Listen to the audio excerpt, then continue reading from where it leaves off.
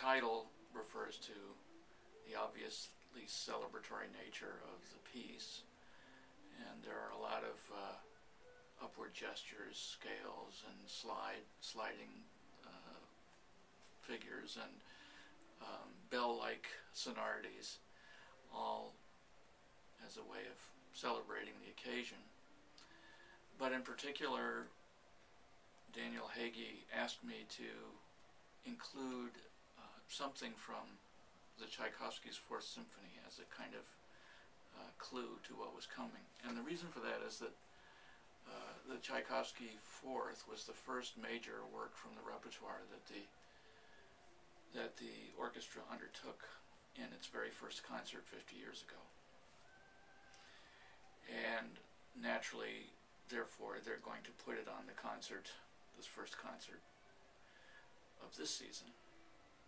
And he thought that it would be fun if I found some theme from the symphony, from the Tchaikovsky Fourth Symphony, and somehow wove it into my own festival overture kind of piece. And what I did was I took the opening theme, which is a kind of a dark, fateful trombone fanfare-like melody, and turned it into a very positive fanfare-like melody with a kind of major feel to it, you know, a kind of upward energy and a kind of uplifting kind of trajectory. And it isn't exactly the same melody, it just kind of sounds like it. What I did was I messed with the rhythm a little bit and turned it basically into initially a trumpet fanfare, where the trumpets are overlapping each other as they play this melody. And then as the piece goes on